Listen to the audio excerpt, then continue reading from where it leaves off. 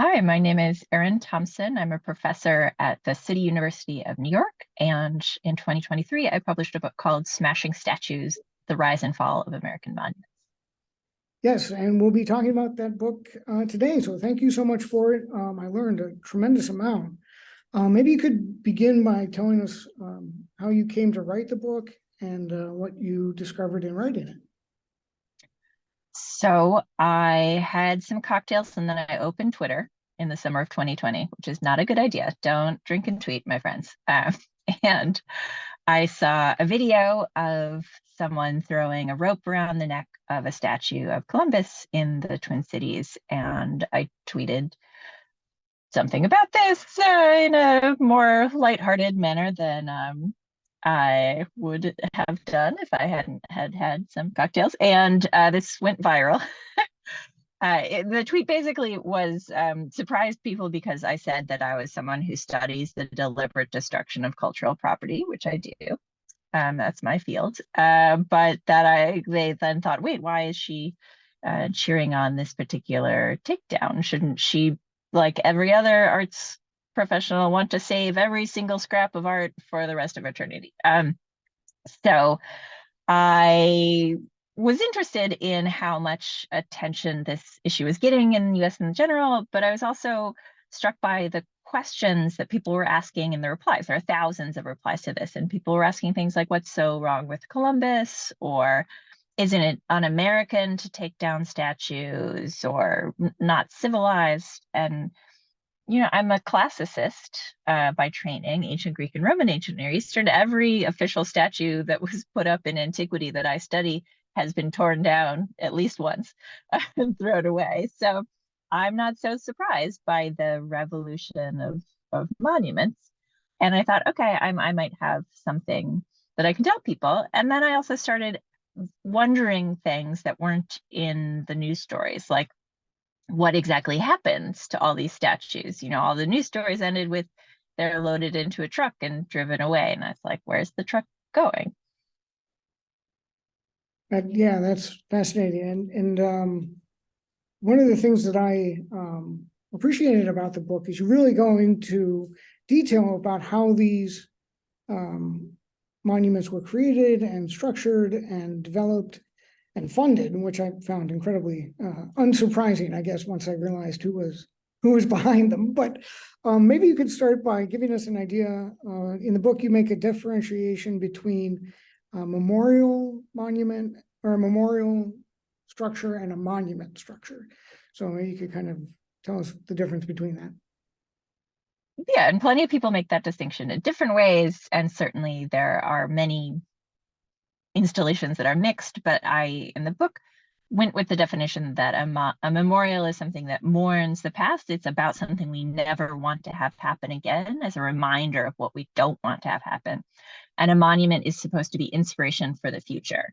So it's about encouraging people to act like the people honored in this monument. So to me, monuments aren't really about the past. They're about the future. They're what we want to take from the past and continue into the future.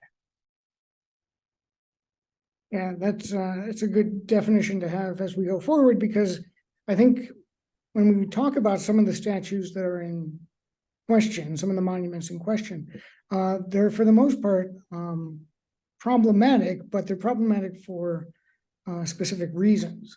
So we'll get into Lincoln in a minute, but can you talk about some of the Confederate monuments that went up and how they got there right after the war?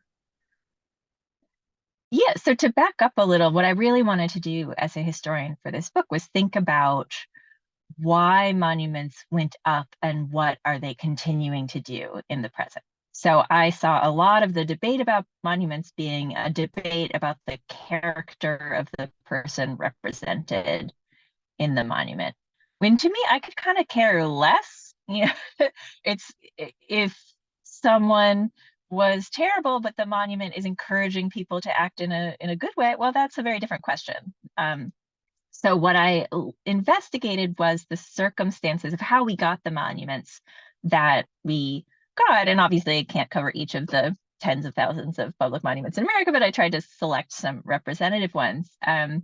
including Confederate monuments. I should also say it's not like I think all Northern Civil War monuments get off the problematic hook, but I focused on Confederate ones. So you ask, why did they go up? And it often was decades or 100+ years after the end of the Civil War. And the more you look, the more you realize, oh, they had very, very little to do with celebrating the war or mourning the dead.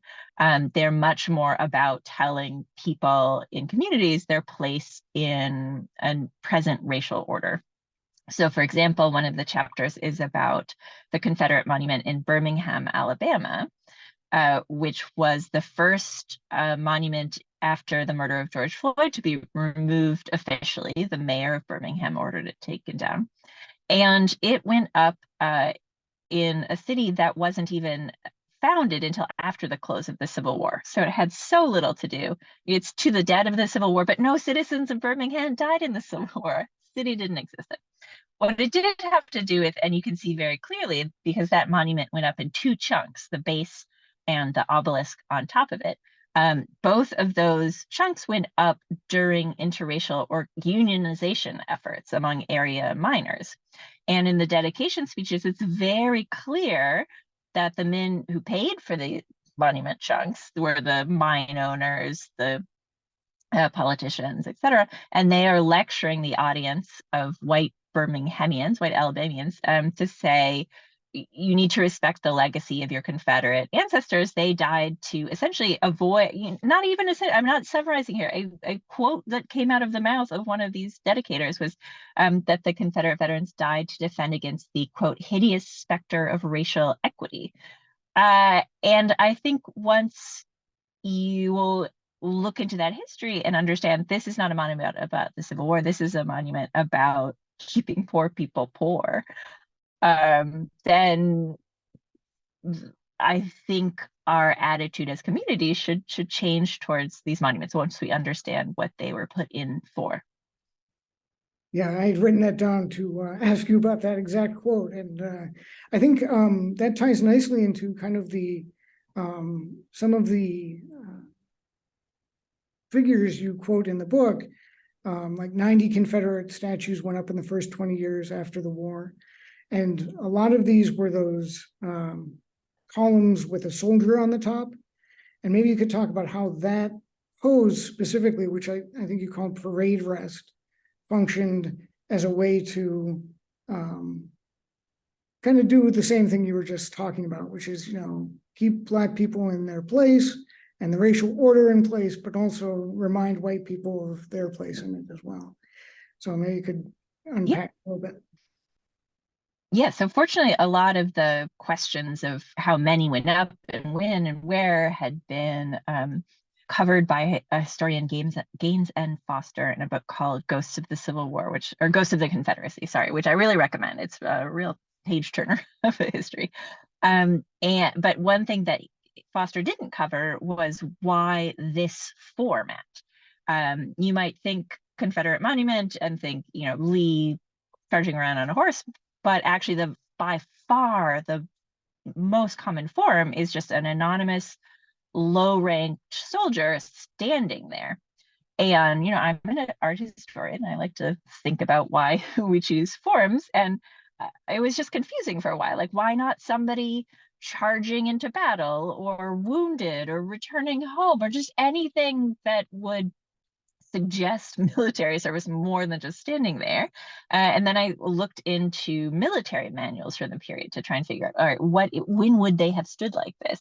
And it turns out it wasn't during battle at all. This was a pose known as parade rest that new recruits would take during training while being yelled at by a drill instructor, essentially, both in the North and the South. And you were forbidden to move or even speak when you were in this pose. Then I'm reading these dedication speeches, which are printed in the newspapers, often in full. And it's really not a secret of why these monuments went up. And they are praising the obedience of the Confederate soldier. There's one factory owner, Carborough is named after him, who says that the glory of the Confederate soldier is he was a cog in a wheel. And it's very clear to me that what the dedicators of those monuments wanted was again to shape people to be more obedient, saying your ancestors were at their best when they were listening to their betters, when they were following orders, when they weren't questioning anything. So go forth and do that to people who are working, people who might want to ask for a better wage. Yeah, and that was incredibly insightful, I thought, because it really ties it to this, the idea you introduced about the purpose of a monument, which is kind of a, not creating a hero, but this person's a hero of, your role in society, not you're heroic because you're supporting white supremacy in this case. I mean, quite literally. Well, and something I say in the book is, unless you are wealthy enough and politically powerful enough to pay for a monument and put it up where you want to, the monument is to tell you what your role in society is. And unsurprisingly, it's not often to your interest. That's right. And now I think we can get into, that leads us correctly into a Borglum, I think is his name, if I'm pronouncing it correctly, and the creation of Stone Mountain, and just the drama, I guess, that went into that, not only behind the scenes, but then going forward. So you could tell us that story and how Stone Mountain came to be. Oh man, so do you have like 5 hours in this podcast? It's so hard to summarize the story of Stone Mountain, which is the world's largest Confederate monument, a project begun in 1914. And the first sculptor was a man named Borglum, who was an immigrant, who was so obsessed with Lincoln that he named his son Lincoln. He lived in Connecticut, but he becomes the sculptor of this Confederate glory, and goes so deep into it that he very quickly joins the Ku Klux Klan, which was refounded in 1914 on this very mountain, well, quote unquote mountain. It's like a granite outcropping outside of Atlanta. And he gets fired eventually and goes on to sculpt Mount Rushmore. And I still can't believe that this part of the story is not known. So he sort of defects from north to south and then goes back north again. And he's really remembered today as this sculptor of great national glory. There's a lot, Mount Rushmore is very controversial these days as being on sacred lands, unceded lands, but hardly anyone mentions it. Also, it's sculpted by this total anti-Semite Klansman. And I got really a deep dig into his finances, because there was a Confederate widow who had put up a lot of Confederate monuments in Georgia, and this was her final big vision. She was getting towards the end of her life, and she thought, I want to make some huge memorial on the side of this granite mountain. There's a very dramatic, like 10-story cliff face that she was envisioning being carved, but she just had this idea that it should be a bust of General Lee. So she contacts Borglum, who shows up. He is in a huge amount of debt, and he's like, great, but you're thinking too small. There should actually be, I think he proposes something like more than 300 figures carved on this mountain. And why? Because he negotiates a contract where he gets paid a percentage of the final price. So the more it costs, the more the Confederacy is glorified, the more he gets. And I just kept like reading these, documents about his finances, and I was like looking around me like, does anybody else see this? He's just in it for the money, and he's in the Klan for the money as well. So when it starts up again in the 19 teens, the Klan is like a pyramid scheme whose only products are racism, because everybody would get a percentage of the downstream initiation fees and dues of the members. And so, of course, they wanted to have a great big monument to the sort of advertising campaign for this. So, and Stone Mountain becomes nowadays one of these like, oh, well, we can't remove that, it's historic monument, blah, blah, blah, blah. The thing is, because of all of this embezzlement scandal about Borglum and the Klan, he's not just content with getting his already large chunk of money that he's promised the contract, he's also trying to scam off money. Work is stopped and doesn't resume until the 1960s. And what we see today in what is, by the way, still Georgia's most visited tourist attraction, Stone Mountain Park, wasn't finished until 1972. So I sometimes joke, my grandparents have shag carpeting that's older than Stone Mountain, and that's not a historic protected monument. So maybe this one we could, just give it a rest. Well, and what they ended up getting was very small kind of base of just 4 figures, right? It's Lee, Jackson, and Jefferson. Is that? Yes. Yeah. It's just the 3. They're not even riding full-length horses. The horses kind of like off into the the fog. Right. You almost, like, when I saw a picture of it from far away, they kind of obscure it, so you almost don't see the monument, and that's probably on purpose. Well, yeah, that's because they have to clean the monument every 5 years or so. Runoff from the mountaintop stains the face of the monument. My favorite fact that I learned after I finished the book is that there are rain pools on top of Stone Mountain that host a rare species of shrimp.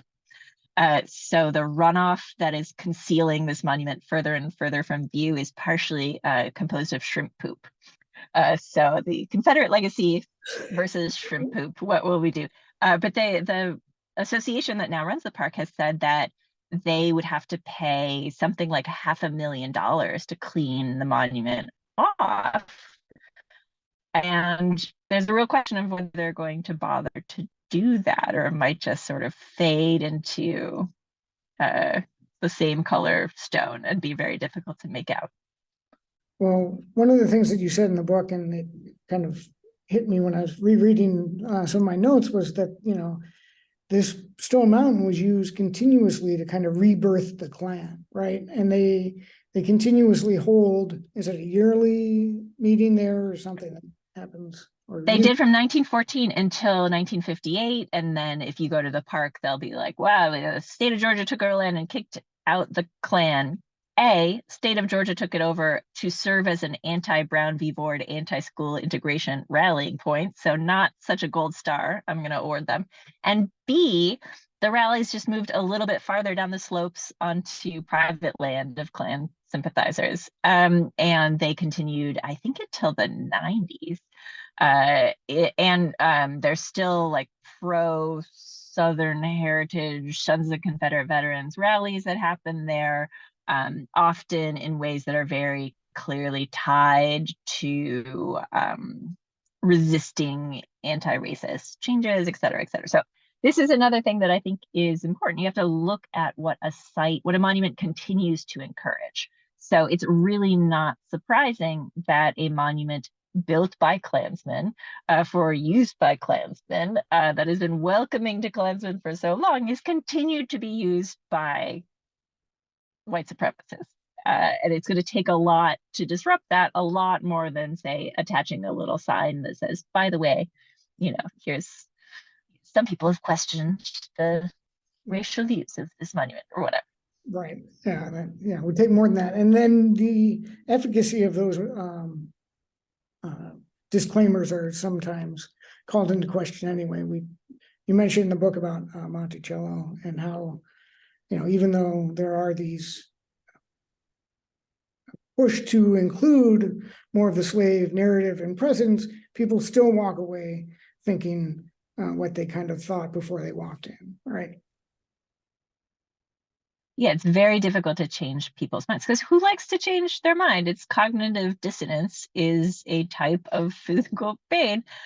So if you visit a site thinking that Thomas Jefferson is a hero, you're not really going to want to take in a lot of information about how he was a slave owner like any other slave owner. It's not real great. And I should say, too, that Monticello is one of the sites that's trying to do the most to not let you avoid this knowledge, but still has, I think, a long way to go. Yeah, and but Now, getting back to white supremacy and the Klan, let's talk about Unite the Right and the General Lee monument that was in question there. So if you can kind of give us a history of that Virginia monument and how it travels through time to get to Unite the Right. Yeah, and beyond. So the statue of Robert E. Lee, put up in 1924 in Charlottesville, Virginia, is still in the news. Next month, I'm going down to Charlottesville to attend the trial about its final disposition. So the very accelerated version of all that. The statue goes up in 1924 in the midst of a eugenics campaign to prohibit interracial marriage. That law is passed in the same year. They're frankly named Racial Integrity Act, and operates in Virginia until it's overturned by Loving v. Virginia, the Supreme Court case. So Lee, I think, goes up as a encouragement to white Virginians to maintain the racial lines, because Lee in the 30s, especially in the 20s and 30s, is a darling of the eugenicists. He's thought to be someone whose courage, whose strength was the product of wise mating. That's a quote from a Pulitzer Prize winning biography of Lee in the 1930s. And by the way, Lee himself was obsessed with heredity, but not in the way that you would expect. He thought his father and his older brother had gone to the bad. Both of them had abandoned their families and evaded a lot of debt. So he thought he had to maintain a strict self-discipline at all times, or else the Lee blood would drag him down. Anyways, again, this idea that why a statue goes up has very little to do with the actual history of the person supposedly honored. So the statue's there in Charlottesville until in 2017, then 16-year-old high school student, Zaina Bryant, starts circulating a petition asking for it to be taken down or removed. The Charlottesville City Council takes up this idea. They establish a commission to advise them, hold public hearings. The commission recommends that it be moved to a slightly less prominent location. The statue, for example, is a couple blocks away from the courthouse. There are 3 Confederate monuments within the teeny tiny downtown area of Charlottesville. They're kind of like, you know what, that's enough. That's the lost cause. But this is basically turned into a publicity opportunity by far right white supremacists, etc. There are a number of rallies. There are a lot of incidents during what becomes known as the Summer of Hate in Charlottesville in 2017, culminating in August 2017 with what is dubbed the Unite the Right rally, in the aftermath of which a white supremacist drives his car into a crowd of counter-protesters, killing one of them and injuring many others. Despite all of this, the statue remains in place because a group of locals had formed an organization to advocate for it being in place, and they had sued the city of Charlottesville saying, you don't have power to move this. That lawsuit drags on until 2021. There is a whole change in state law to make it clear that communities in Virginia can decide what they want to do with their own public monuments. The statue's taken down in late 2021, and then the city holds another series of public hearings about what they should do for it. So they finally invite bids. So tell us who wants to take the statue and do what with it.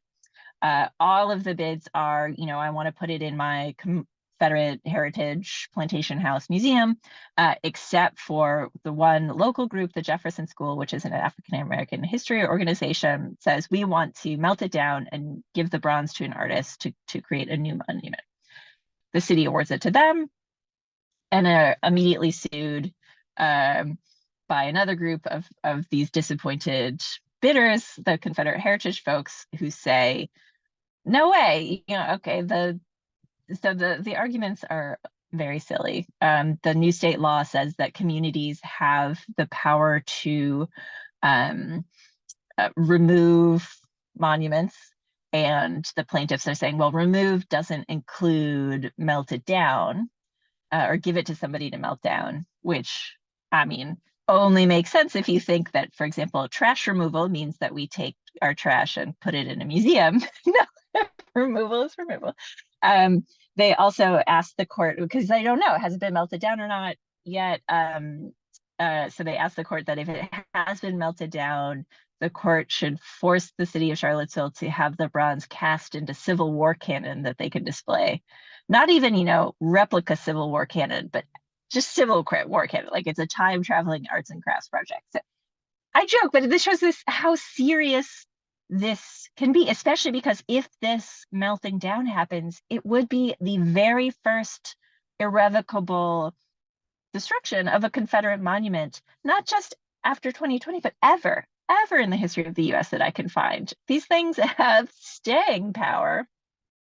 Everything that left its pedestal after 2020, I could only find one permanent destruction of a monument to, like not even a whole monument, just a little portrait of Columbus on the side of another monument they chipped off. Everything else has been relocated or is in storage, awaiting decisions about its fate, which I sometimes joke is like American strategic racism reserve. Just in case we run out, we might have to redeploy these statues. Right. And yeah, that's amazing. I think this would be a great time to kind of wrap it up around kind of what you're talking about with the spirit of the Confederacy monument, statue, or whatever it is that has been bought by, I think it's the Houston Museum of African American Culture, or has been placed there. I don't know if they purchased it, but maybe you could talk about that and some of the problems we have about recontextualizing or kind of, if we don't melt them down and we don't put them in a box in the, next to the Ark at the end of Raiders of the Lost Ark, where do we put them? And, what do we do with them? How do we fix this, I guess? Yeah, so I think a big point I wanted to make with the book is that it's a lot harder to recontextualize a statue than you might think. So there's all this research showing we don't read the polite little signs. And then I wanted to also make the argument that just putting it in a museum is not enough to take away the harmful messages that it was designed to spread. Especially because think about, the last time you went to a museum, was there somebody telling you, here's how you think about this art? No, it's all about you get to have your own experience of an artwork, an unmediated meditation on the artwork. And sometimes those artworks are designed to make you think really hateful things. So we need some mediation. Plus, every time I talk to a curator about this, they're like, we don't want those statues. It's really expensive to move them around, to preserve them, to store them. We have enough stuff. We're not America's attic. Stop telling us to take statues. Anyway, so I talked to the head of the Houston Museum of African American Culture, which at that point, and I think still is the only specifically African American heritage organization to have rehomed a Confederate statue, so to speak.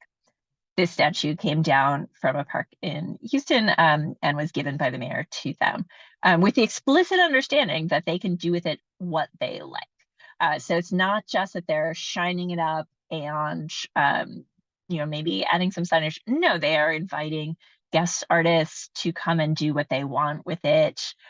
They're considering selling off pieces of it to raise funds for the museum. They constructed a special area that's fenced off, so you can only see it if you want to under its context. And they're still worried. The CEO of the museum told me that he thinks it's too damn beautiful. Because it is. It's this like buff young dude with wings. He looks great, and he is there to make you think that the Confederacy and white supremacy is what you should want to like if you like the way he looks. But he is trying to use that emotional pull, that attraction, that sort of confusion of seeing the statue to engage people in debates about. For example, he thinks it's a great thing to have to explain to people the courage it took to stand up against racism in Texas in the 20s, the 30s, the 40s, not just the big names, but everybody who was making a living in the face of this statue, which says to the citizens of Houston, I'm going to pull this sword out. The buff dude has a sword as well as wings. If you step out of line, and this is the whole atmosphere, the whole belief system, this is the baked in social structure in which you're living, and the idea that you could resist that is awe-inspiring. Well, if you had to kind of sum up your findings or where you stand today after having done this work for the book, what would you kind of summarize your thinking about having done it? I think that I'm most convinced that communities need to make public monuments actually public. They weren't put up in a democratic process. Often it's really difficult to have a democratic process to decide their fate, but I think that's what should happen, and that these discussions should involve looking into the history of the monument. And that sometimes I felt like I was cheating when I was writing this book, because it was so easy to look into the history. You get into these, digitized newspaper archives, and people are just putting it right out there what they think. There's no reading between the lines. They're like proud of their white supremacy. And yeah, I think we should all look into the history of monuments in our communities and think, is this really what we want our nation to continue to look like? Is this the role models we want here or not?